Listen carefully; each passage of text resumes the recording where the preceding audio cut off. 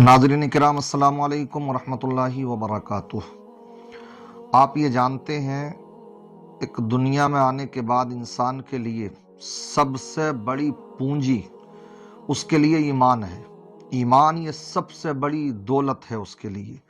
और जिसको ये मिल गई तो आप समझ लीजिए कि उसकी दुनिया भी कामयाब है और आखिरत भी कामयाब है। और अगर इंसान को मिल तो गई है, ये दौलत मिल तो गई, ईमान की कीमत उसको मिल तो गई, ये सरमाया हाथ तो आ गया, लेकिन दुनिया में आने के बाद चंद सिक्कों की खातिर या दुनिया में आने के बाद में दीन की भनक ही उसे ना लगी और इस ईमान का सौदा कर बैठा, ईमान का तोता उसके दिल से उड़ गया, समझ रहे, तो समझ लीजिए कि वो दुनिया में भी खसारे में है और आखिरत में भी खसारे में रहेगा। क्योंकि ये अल्लाह का वाज़े फरमान है। अल्लाह फरमाता है इन्नल्लाह ला यगफिरु अन युश्रक बिही व यगफिरु मा दून ज़ालिका लिमन यशा, कि अल्लाह तबारक व तआला जो उसके साथ शिर्क करे, कुफ्र करे, उसको नहीं बख्शेगा और उसके अलावा जिसको चाहे बख्श दे। इसलिए ये शिर्क बहुत बड़ा गुनाह है। कुरान में अल्लाह फरमाता है इन्न शिर्क लज़ुल्मुन अज़ीम, बेशक शिर्क बहुत बड़ा जुल्म है, बहुत बड़ा गुनाह है। शिर्क का मतलब अल्लाह के अलावा दूसरों को खुदा मानना। आज मैं ये वीडियो आपके सामने इसलिए पेश कर रहा हूँ इसलिए कि 22 जनवरी करीब है और बहुत से ऐसे मुसलमान जो कि कुछ तो ऐसी जगहों पर रहते हैं जहाँ जिनको दीन की ज़्यादा मालूमात ही नहीं है, और वो उनके रहने सहने के ताल्लुकात मामलात ऐसे हैं अपने कि वो एक दूसरों के त्योहारों में शिरकत करते हैं, एक दूसरों के साथ मिलते जुलते हैं, तो उसमें बहुत सी चीज़ों में वो ये इम्तियाज़ भी नहीं कर पाते कि कौन सी चीज़ें ऐसी हैं कि जिसमें कि हम उनके साथ शिरकत कर सकते हैं और कौन सी ऐसी चीज़ें हैं जिसमें कि हम उनके साथ शिरकत नहीं कर सकते हैं। तो आप ये याद रखें कि जो उनके मजहबी नारे हैं, जो उनकी मजहबी पहचान और शनाख्त हैं, अलामतें हैं, आप उनको नहीं अपना सकते। इस तरह से जैसे कि अल्लाह के साथ किसी दूसरे को शरीक ठहराना ये शिर्क कहलाता है, इंसान ईमान से खारिज हो जाता है। इसी तरीके से जो कुफरिया अकाइद हैं, अगर इंसान उनको भी अगर सही माने तो वो इंसान भी ईमान से खारिज हो जाता है।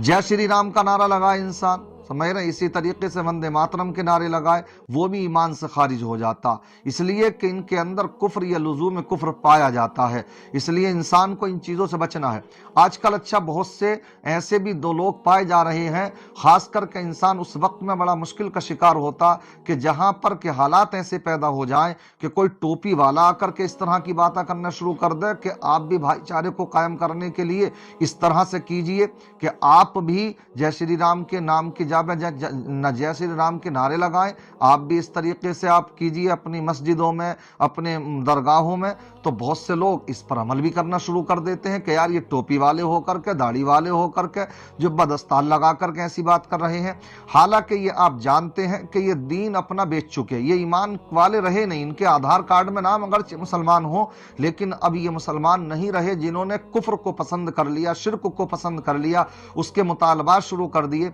इस तरीके की आप एक वीडियो देख सकते हैं कि ये किस तरीके की बकवास कर रहे हैं, आप सोच सकते हैं। सभी मुसलमानों से, भारतीयों से अपील है कि 22 जनवरी को श्री राम, जय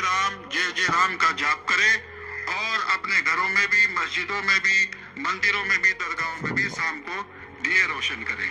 ये वो देखा आपने ये किस तरह की बदतमीजी, मतलब कि ये सिर्फ वो लोग हो सकते हैं जो ईमान का पता ही नहीं, इनको कोई फिक्र ही नहीं है। कुछ तो सरकारों के तलवे चाटने में, नेताओं के तलवे चाटने में इस हद तक पहुंच चुके हैं कि ईमान की फिक्र ही नहीं कर रहे हैं। और सबसे बड़ा खसारा जो अब होने वाला है वो यही होने वाला कि बहुत से लोग अपने इसके ताल्लुक से चंदे भी दे रहे हैं, नारे भी लगा रहे हैं, समर्थन भी कर रहे हैं। बहरहाल हम यही कहेंगे कि मोहब्बत अपनी जगह पर है, भाईचारे अपनी जगह पर रखें, वो बरकरार रखने चाहिए। और मुसलमानों की तरफ से तो कभी ऐसा होता ही नहीं है। आज तो रोना इस बात का है कि वो अपने आप को रोक लगाए ना, वो करते हैं ना जुल्म सितम मुसलमानों के ऊपर। मुसलमान तो बेचारा भाईचारगी, अमन और शांति का ही पैगाम देता, कहीं उनके ताल्लुक से इस तरह के मामला पेश ही कब आते हैं। मुसलमान तो इस तरीके के ही पैगाम देते हैं। तो मैं आपसे यही कहूंगा कि आप کو چاہیے کہ اپنی مسجدوں کو بھریں، گھروں میں رہیں، خاص کر 22 تاریخ کو ہو سکے تو مسجدوں میں رہیں، اور اگر چھٹی کا دن رہے گا، کیونکہ آپ جانتے پورے بھارت میں چھٹی گھوشت کی گئی ہے، جشن منایا جا رہا ہے، اور ساتھ ہی ساتھ میں ہمیں بھی چاہیے کہ جب ہمیں گھروں میں رہیں تو آپ اس طریقے کے پروگرام گھروں پر رکھیں کہ جس میں کہ ذکر الہی کے پروگرام رکھ لیں، حلقہ درس وغیرہ کے پروگرام رکھ لیں، سمجھے ذکر وغیرہ کا، اللہ کا ذکر ہو، تو اس طریقے کے کسی بھی شکل میں نعتیہ پروگرام، میلاد کے پروگرام اپنے گھروں میں ہی رکھیں اور اپنے بچوں کو سمجھائیں، جہاں تک ہو سکے تو اپنی اس بابری مسجد کے بارے میں بھی بتائیں کہ یہ وہ مسجد تھی کہ جس کے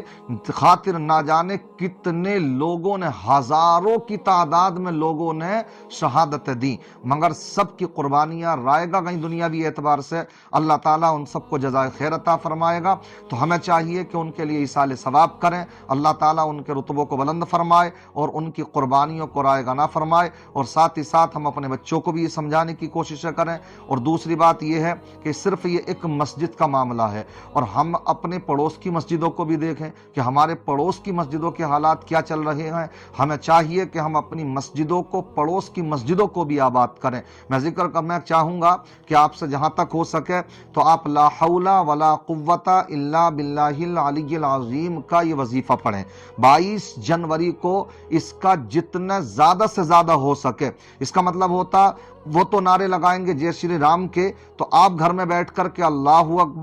اکبر کی تسبیح پڑھیں، الحمدللہ سبحان اللہ کی تسبیح پڑھیں، اور ساتھ ہی ساتھ یہ تینوں تسبیح کے ساتھ ساتھ آپ لا حول ولا قوت الا باللہ العلی العظیم پڑھیں، اور ساتھ ہی ساتھ اگر ہو سکے تو پیارے آقا صلی اللہ تعالی علیہ وسلم نے اس دعا کے بارے میں بہت تلقین فرمائی کہ آپ پیارے آقا صلی اللہ علیہ وسلم جب کبھی بھی کوئی پریشانی کے معاملات آتے تو اس وقت میں یہ دعا پڑھا کرتے تھے، اللہم انا نجعلک فی نحورہم ونعوذ بک من شرورہم۔ اس کا مطلب ہوتا مالک مولا،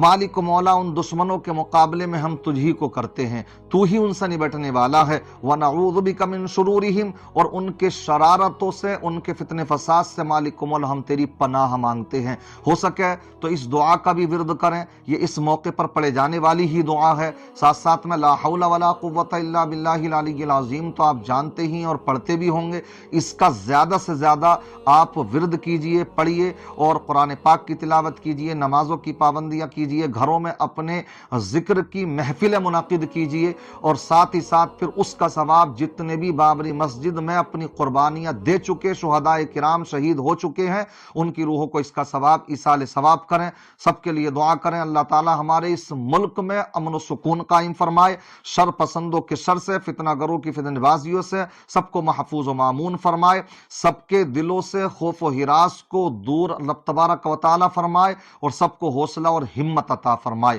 السلام علیکم ورحمۃ اللہ وبرکاتہ۔